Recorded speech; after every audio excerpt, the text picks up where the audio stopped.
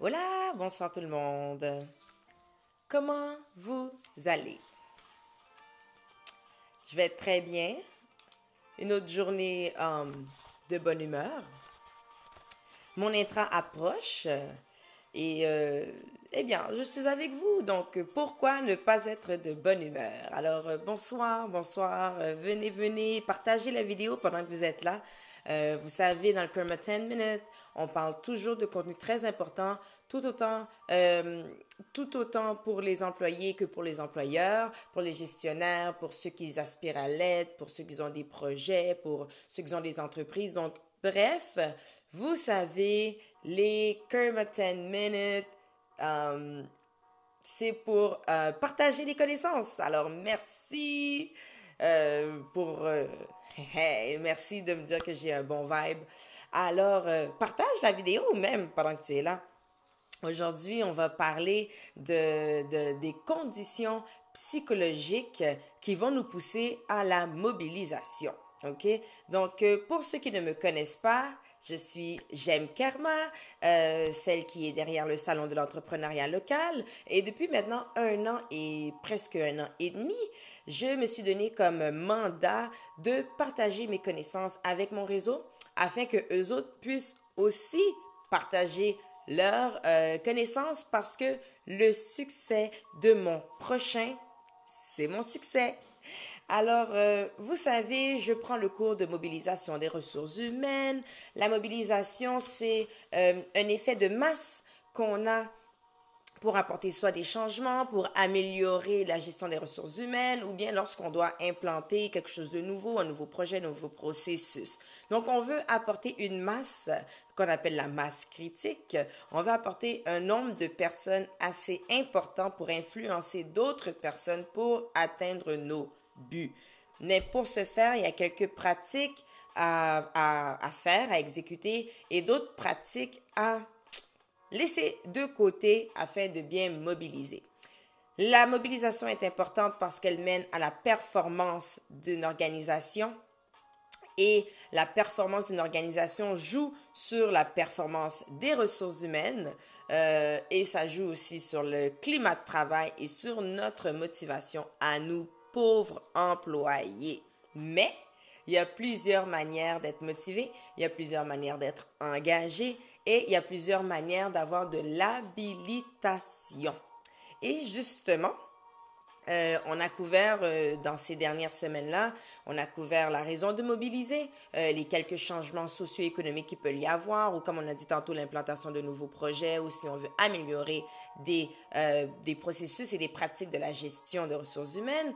Mais nous, en tant qu'employés, c'est très important aussi de savoir un peu qu'est-ce que un employeur devrait faire et même savoir qu'est-ce qu'on recherche chez un employeur pour être motivé, pour être engagé. Donc, on a parlé de aussi ce qu'on appelle la roue de la mobilisation qui consiste à avoir quelques étapes, dont huit comportements qui favorisent une mobilisation. On a parlé aussi que ces comportements-là doivent être individuel, mais si un nombre important de personnes font ou pratiquent ces comportements de manière individuelle, là, ça devient collectif. On a donc une mobilisation. On parle alors d'être orienté vers le client, d'aider son prochain, d'avoir un certain esprit sportif, c'est-à-dire accepter les erreurs qu'on fait dans l'organisation, une loyauté, donc toujours parler en bien de l'entreprise et chaque personne a une certaine influence qu'elle peut apporter. Il y en a qui ont une très grande influence par rapport à leurs actions passées. Si ça a été des bonnes actions, ils auront une bonne influence. S'ils ont une bonne réputation, ils risquent d'avoir une bonne influence. Mais il y a aussi le leader, le gestionnaire lui-même. Il y a des actions à poser aussi pour s'assurer qu'on reste motivé et engagé. Il y a de la confiance à nous donner, du soutien à nous donner. Il doit être reconnaissant. Il doit donner de la reconnaissance. On avait dit que la reconnaissance, il y a plusieurs manières de le faire. Il y a monétaire, il y a symbolique, il y a ciblé. Donc, beaucoup... Pardon, la vidéo s'est arrêtée. Donc, beaucoup de façons de reconnaître. Et, eh bien, justement, la reconnaissance, c'est très important. Et lorsqu'on donne du soutien, de la confiance et de la reconnaissance, ben, ça nous mène à nous, employés, à une certaine motivation et à nous engager. Et aussi, on apporte certaines émotions qui sont positives seulement. Bon, seulement, c'est une grande façon de faire. À l'inverse de la mobilisation, on connaît parfois la démobilisation, qui sont des actions que les employés mènent, les actions qu'ils exécutent qui vont à l'encontre de la performance et du succès de l'organisation. Et ça peut aller à vol de temps jusqu'à agression physique. Donc, la démobilisation, ce sont des actions que les employés vont poser lorsqu'ils ne sont plus du tout motivés. On a parlé hier de la motivation, à quel point la motivation, pas hier, avant-hier, la motivation fait partie du climat.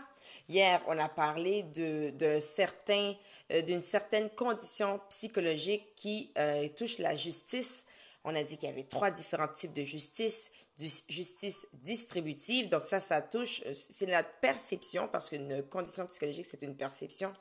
Donc, c'est notre perception qu'il y a une certaine équité ou pas à la distribution des ressources humaines, ressources technologiques, ressources financières.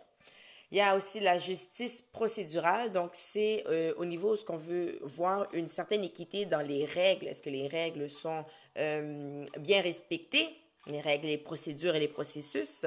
Et dernier type de justice, c'est la justice interactionnelle qui, en fait, c'est une certaine équité dans les relations interpersonnelles. On a déblatéré là-dessus pendant longtemps. On a parlé de qu'est-ce qui faisait quoi, comment est-ce que la distributive, la distributive, en fait, elle s'appuie sur l'équité, les besoins et sur une théorie qui s'appelle la théorie de l'équité qui a été élaborée par M. Adams. Et cette théorie-là, en fait, nous présentait 4 types de référents qu'on parlait de interne, externe, individuel ou contractuel. Contractuel, vous l'avez deviné, souvent on parle de convention. Individuelle, eh bien, ça a rapport à nous qui se comparons à d'autres employeurs, mais dans d'autres employés, mais dans le même secteur, dans le même emploi. Et on vous rappelait aussi que des références, ce n'est pas tout le temps des personnes. OK? On avait aussi dit qu'il y avait 5 types d'équité. D'équité, on avait dit collectif, une équité collective, individuelle, interne, externe et contractuelle. Donc, les mots se ressemblent un peu, bien sûr, contractuel, convention ou ce qui est écrit dans notre contrat. Individuel, encore une fois, on imagine notre rémunération, notre augmentation de salaire versus quelqu'un qui fait le même emploi. Interne, ce sont les emplois à l'interne qui demandent des exigences semblables. Je suis fatiguée puis j'ai faim. Et puis, on parlait de l'externe, où ce que là, on fait une analyse qui est comparative entre un autre employeur ou des emplois dans une autre organisation, mais qui ont à peu près les mêmes fonctions. Et collective, mais ça a rapport avec le rendement, donc le salaire ou bien l'augmentation de salaire qui est en rapport étroitement lié avec le rendement et la performance soit de l'équipe, de l'organisation, de l'unité, du département. Vous avez compris. On avait aussi dit qu'il y avait des règles, 7 règles, l'éventail. L'éventail, c'est la personne qui a élaboré ces règles-là. Donc, des règles de bonne pratique pour assurer la justice procédurale. On avait parlé d'avoir des valeurs d'éthique et des valeurs morales qui sont compatibles avec autant l'employeur que l'employé. On a dit la représentativité, donc on veut s'assurer que tous les intérêts de tous les employés sont bien représentés. On parle d'ajustement de décision parce qu'il y a justement des décisions à l'information. Des décisions, c'est la participation, à la décision. On veut faire participer les gens. Oh, je me trompe dans mon étude. Pardon, les amis, pardon. On parle de précision de l'information. Lorsqu'on donne une information, elle doit être communiquée de manière précise et avec transparence. Et lorsqu'une décision est prise, alors là, on parle d'une autre pratique qui est, on a dit tantôt, l'ajustement de la décision. Donc, une décision est prise et il y a une correction à faire, ben, il y a un certain processus à suivre pour faire cette correction-là. On n'y va pas comme on veut, là, free for all. Dans les 7 pratiques, on avait aussi la suppression des biais. Donc, on essaye de prendre des décisions puis faire des processus qui sont non biaisés.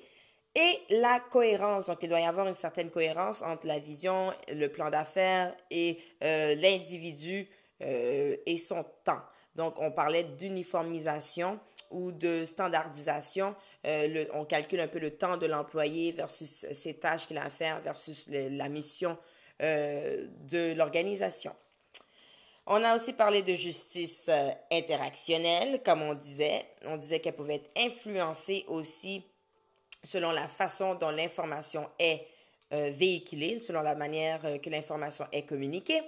Et on disait aussi que ça pouvait être influencé si ça ne respectait pas, s'il n'y avait pas vraiment de respect dans les interactions sociales. Donc, si on traite bien le personnel versus si on traite mal le personnel, ça peut avoir un changement au niveau de la justice interactionnelle. On a parlé donc de la qualité de l'information qui devait être logique, qui devait être sincère, parce que les employés, eux autres, ils s'attendent à ce que leur superviseur, leur gérant, leur gestionnaire, leur patron leur communiquent les informations par rapport à des décisions qui les touchent. On dit aussi que c'est pour ça que c'est ultra important d'avoir une approche proactive lorsqu'on parle de décision, d'expliquer pourquoi et de comment est-ce qu'on a pris la décision avant même qu'on vienne nous poser la question. Dans le processus de communication, on doit s'assurer que l'individu construit sa perception de justice, bien sûr, en fonction de l'organisation, de comment est-ce que l'organisation traite ses employés, comme on a dit tout à l'heure, et comment aussi l'information est véhiculée. L'information est véhiculée par des référents. Dans ce cas-là, on parle de collègues, on parle des groupes qui ont de l'importance, les gens qui sont populaires, la notoriété, même l'autorité aussi peut faire fonction là-dedans. Pour les justices, ben, si vous voulez en savoir plus, c'était hier, le live de hier, donc vous pouvez aller le voir sans problème. Par contre, je peux juste vous parler un petit peu de quelques pratiques de justice, quelques pratiques à faire, quelques actions à poser qui va augmenter le sentiment d'avoir une certaine justice interactionnelle dans la gestion de la ressource humaine. Il faut respecter les lois, les chartes, la loi sur l'équité et les programmes d'accès à l'égalité. On doit diffuser l'information, s'assurer d'avoir une bonne communication, avoir de la supervision et du coaching aussi, ça aide. Quand on parle de coaching, on parle de feedback, faire des sondages auprès des employés, avoir une gestion participative, donc impliquer les gens dans la prise de décision. Il faut protéger la santé physique et mentale des employés. Donc, il y a souvent des programmes d'aide aux employés. Il y a de l'aide individuelle aussi. Et puis, il faut vraiment bien gérer son stress et gérer le stress et gérer l'épuisement professionnel de nos employés. Il faut avoir une approche disciplinaire qui est juste et officielle, donc des écrits, des mémos, des notes de service. Et, s'il vous plaît, gérer les conflits. Donc, tout ça peut déjà vous assurer d'aller vers le succès de votre organisation. Aujourd'hui, on va parler d'autres conditions psychologiques qui mènent vers la mobilisation, parce que rappelez-vous, on parle toujours de mobiliser les troupes, comment faire son équipe avancer dans la même direction que nous. Et comme condition psychologique, premièrement, on parle de l'habilitation. L'habilitation, c'est premièrement... J'ai perdu mes notes, guys. L'habilitation, je l'ai trouvé. L'habilitation, c'est le processus dans lequel on acquiert une capacité de participer, d'exécuter un contrôle et même d'influencer les processus et les événements qui vont affecter nos vies, quoi. Donc, on parle de règlement, de décision, d'implantation, donc des mots qu'on a dit tout à l'heure. La personne, l'employé, doit acquérir des connaissances et des compétences et elle doit être en mesure aussi de pouvoir les utiliser pour influencer le cours de leur propre vie. Donc, il y a 4 dimensions à cette condition psychologique-là qui est l'habilitation. Et dans un premier sens, il y a la signification, le sens. Est-ce que ce qu'on fait du sens pour nous? Est-ce que ça a du sens pour nous? Est-ce que c'est significatif? On parle aussi de la compétence qu'on a et des compétences, on n'a pas juste une seule compétence, des compétences et des utilisations qu'on en fait. Donc, c'est la capacité d'effectuer le travail avec succès et la possibilité d'utiliser nos compétences. Donc, je vous donne un exemple de comment est-ce qu'un gestionnaire peut favoriser et augmenter, exemple, la signification et le sens dans ce travail, c'est de donner régulièrement du feedback à l'employé. Pour aller augmenter ce sentiment que nos compétences sont utilisées, on peut valoriser les compétences de l'employé et les mettre en lien avec ses tâches, avec son travail, avec son rôle. Troisième dimension dans la psychologie, la condition psychologique de l'habilitation, eh bien, on parle de l'autodétermination. Donc, c'est ce sentiment-là d'avoir une liberté, d'avoir de l'autonomie. C'est cette autonomie-là qui est requise pour qu'on puisse faire nos choix, pour qu'on puisse avoir de l'initiative, puis régulariser nos actions. Et comme exemple de ce qu'un gestionnaire peut faire, c'est faire participer les gens dans leur prise de décision. Faire participer les employés dans la prise de décision, surtout, si ça les touche. Et quatrième dimension à l'habilitation, on parle de l'impact et de l'influence qu'on a. En fait, on évalue notre degré qu'on a, qu'on peut influencer les conséquences, on peut influencer les stratégies, on peut influencer les décisions administratives et opérationnelles dans notre travail.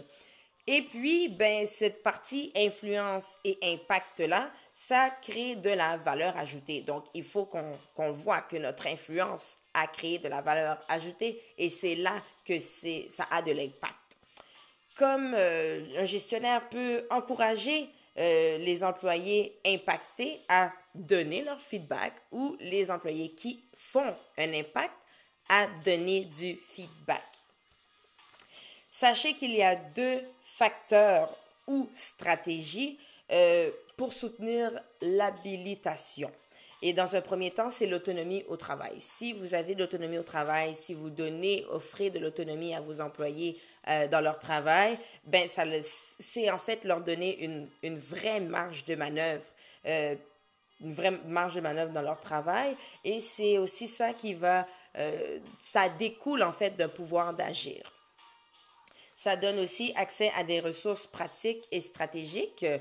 Donc, on peut trouver des informations, on peut avoir des personnes ressources, le budget. Donc, cette autonomie de travail-là fait le soutien de l'habilitation. Autre facteur ou stratégie à adopter pour soutenir cette habilitation-là, c'est, comme on l'a dit tout à l'heure, de participer à la prise de décision. Donc, on veut que la structure favorise la participation des employés. On veut que ça les favorise à être là lorsqu'on va prendre des décisions et les décisions qui concernent les conditions de travail, bien sûr, qui les touchent. Lorsqu'on parle de l'habilitation et la mobilisation, on doit savoir que plus on a de possibilités, donc des mandats, des ressources, des marges de manœuvre, donc plus on a de la possibilité, plus on va contribuer à pleine hauteur de notre potentiel. C'est ça, la mobilisation. Donc, l'habilitation, ça augmente la satisfaction qu'on a, notre satisfaction intrinsèque qu'on a avec le travail, ce qui contribue à notre engagement. Ça permet aussi de fournir une contribution significative au succès ou à la performance de l'organisation. Et ça développe notre sentiment de faire partie du jeu. On est là, on fait partie de la game. Donc, de l'engagement, contribution significative et faire partie de la game, ça nous amène à la mobilisation. L'habilitation mène aussi directement à la responsabilisation. La responsabilisation mène à l'autonomie, l'autonomie mène au soutien et à la confiance. Donc, vous voyez, c'est toujours une roue qui tourne. Il faut juste bien l'appliquer. La motivation, elle, qui est une autre condition psychologique, c'est cette volonté d'agir et de manière efficace, mais avec succès. On veut du succès, donc on agit de manière efficace pour avoir du succès. C'est ça, la motivation. Et vous savez, on en a parlé un peu, il y a la motivation qui est extrinsèque et intrinsèque. Donc, une motivation qui vient de l'extérieur et une motivation qui vient de nous. Donc, comme extrinsèque, on parle de cash money, on parle de l'argent, le salaire, on parle des récompenses qu'on a nommées dans la reconnaissance, on parle des punitions, hein, le côté coercitif, là, des fois ça nous prend ça pour être motivé, et puis la possibilité d'avancement, on ne reste pas stagnant, ça nous motive.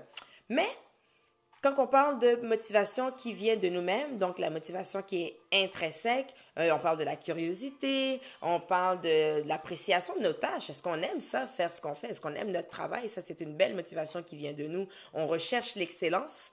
Pour ceux qui sont perfectionnistes, c'est une motivation. Et aussi, ceux qui adorent relever des défis, c'est votre motivation. Moi, j'adore relever des défis. Bien entendu, ou peut-être pas bien entendu, mais la motivation a un genre de continuum.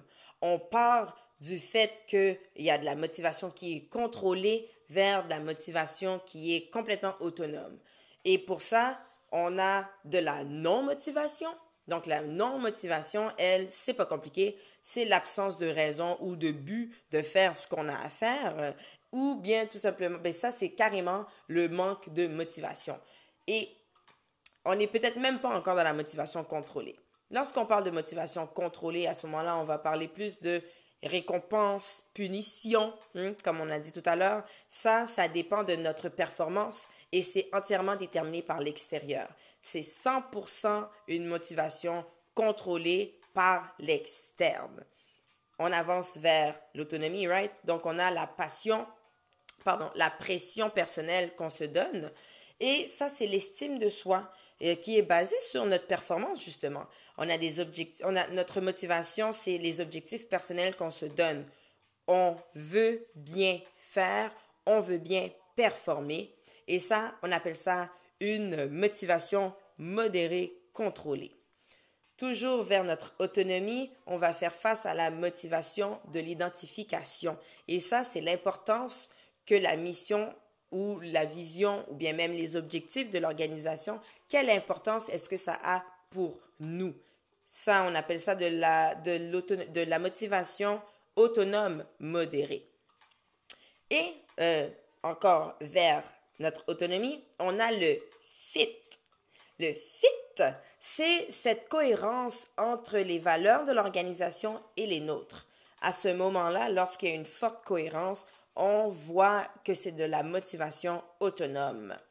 Et puis, pour la suite, notre motivation intrinsèque, parce que les 4 que je viens de nommer là, soit les récompenses et punitions, la pression personnelle, l'identification et le fit, ce sont des motivations extrinsèques. Ça vient de l'extérieur. Mais plus on avançait, plus on allait vers des motivations qui venaient de nous intrinsèques. Donc, la motivation intrinsèque, elle, ça se fait par intérêt, ça se fait par plaisir, ça se fait par satisfaction, ça se fait par autonomie aussi. À ce moment-là, on est entièrement motivé par nous-mêmes. Ça vient de nous-mêmes. C'est intrinsèque. Tout à l'heure, on a parlé de l'identification et du fit. L'identification, c'est la cohérence entre les valeurs de la mission et les nôtres. Et le fit, non, excusez-moi. L'identification, c'est l'importance que les valeurs de l'organisation ont pour nous. Et le fit, c'est la cohérence des valeurs versus les nôtres. Ces deux-là ensemble, c'est complètement rapport avec le sentiment d'appartenance qu'on a envers l'organisation. Donc, on sélectionne des employés en tenant compte de leurs valeurs et on va susciter l'adhésion à la mission, à la vision et aux valeurs grâce à ces motivations-là. Donc, moi, je suis un employeur, je fais passer une entrevue et si je me rends compte que la personne, elle a une motivation d'identification, alors je me dis qu'elle va adhérer à la mission, elle va adhérer à la vision, elle va accepter les valeurs. Donc, je vais être un peu plus portée à considérer sa candidature. Lorsqu'on parle de la motivation intrinsèque, on parle directement des compétences et de l'autonomie. C'est tenir compte des compétences et des intérêts des employés.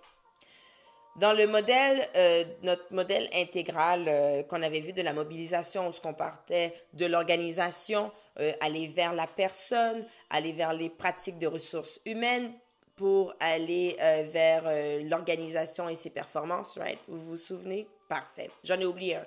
En fait, on parlait de la personne, de l'organisation, de la personne, de la mobilisation qui mène à la performance des ressources humaines, qui mène à la performance de l'organisation.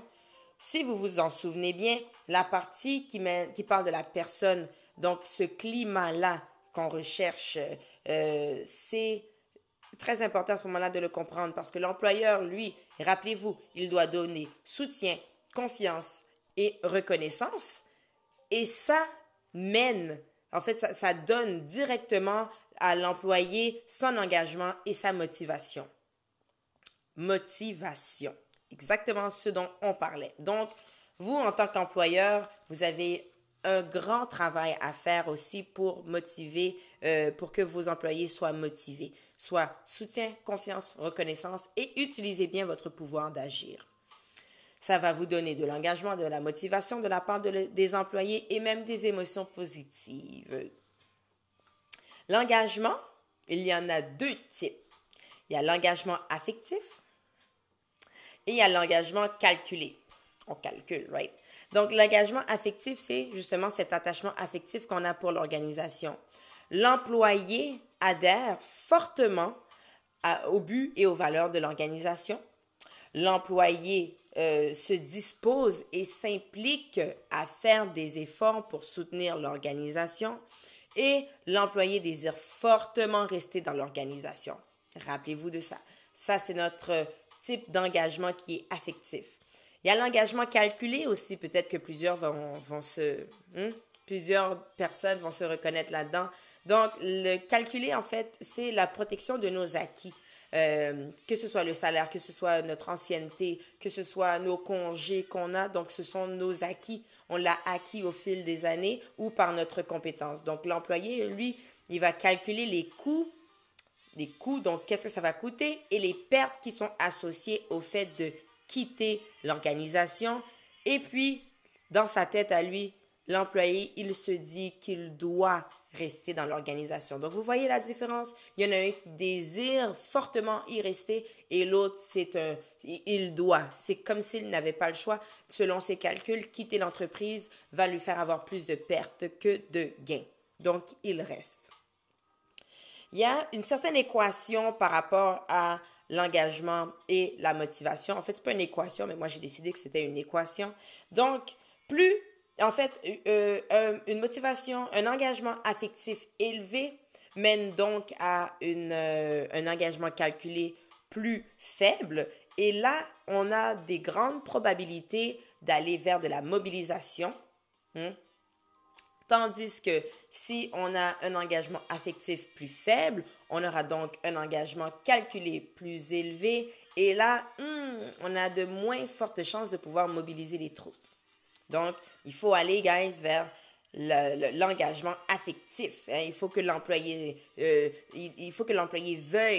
veuille rester dans l'entreprise. Et comme ça, on donne du soutien, de la confiance, des reconnaissances, des récompenses. C'est ça qu'on donne. Et là, maintenant, je vais vous nommer quelques facteurs, des engagements qu'on a vus. Donc, lorsqu'on parle de la qualité des relations humaines et la qualité du climat, lorsqu'on parle de la qualité de l'encadrement du gestionnaire ou de la gestion, lorsqu'on parle que le travail est jugé intéressant, lorsqu'on a une perception positive de l'organisation, lorsqu'on a un attachement à la mission, à la vision, au but et aux objectifs, et lorsqu'on a la possibilité de développer notre carrière, on est directement dans l'engagement affectif.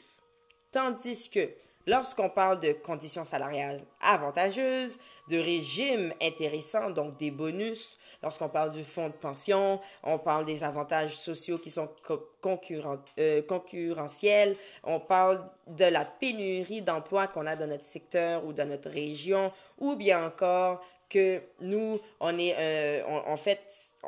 on parle de la faible employabilité de l'employé. Donc, on n'a pas vraiment de spécification ou on n'a pas beaucoup d'expérience. Alors, on est dans un engagement nettement calculé. Il faut calculer ses affaires. Et je vais vous laisser avec Monsieur Gallup. Gallup. G-A-L-L-U-P. Mr. Gallup, lui, selon lui, 46% des gens se disent « J'ai hâte d'arriver au travail aujourd'hui ». On appelle ça désengagé. 43% se disent « Oh, j'ai hâte de rentrer à la maison après le travail ». Alors, eux autres sont des pas engagés. Et 13% des gens, eux autres, ils disent « Si moi, je suis pas heureux, vous ne le serez pas non plus ». Et eux autres, ce sont des activement désengagés. Un pas engagé, on a plus de potentiel de susciter de l'émotion chez lui. OK. Donc, mesdames et messieurs, c'est ce qui met fin à notre Kerma 10 Minutes. C'est aussi ce qui met fin à notre révision. Rappelez-vous, j'ai mon intra dimanche, donc ma révision avec vous. Par la suite, je vais réviser de manière individuelle. J'ai de la motivation. La motivation que j'ai, elle est intrinsèque. Je veux relever le défi d'avoir une excellente note à l'intra.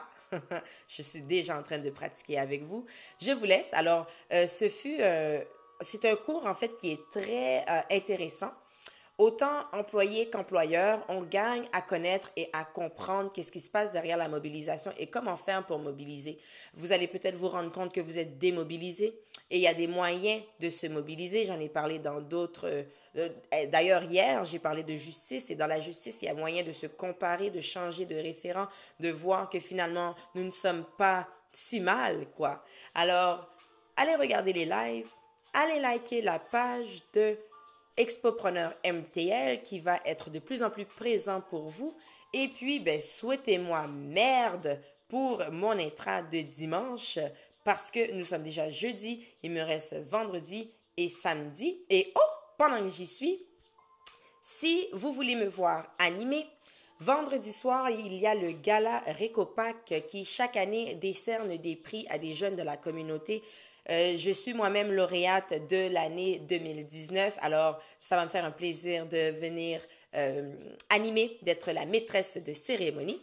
Et samedi, à Laval, je serai également maîtresse de cérémonie au gala de clôture du mois de l'histoire des Noirs à Laval. Alors, il va y avoir des invités spéciaux et je salue déjà Madame Jocelyne Frédéric Gauthier qui est conseillère à Auteuil-Vimont à Laval. Donc, ce sont des événements qui sont gratuits.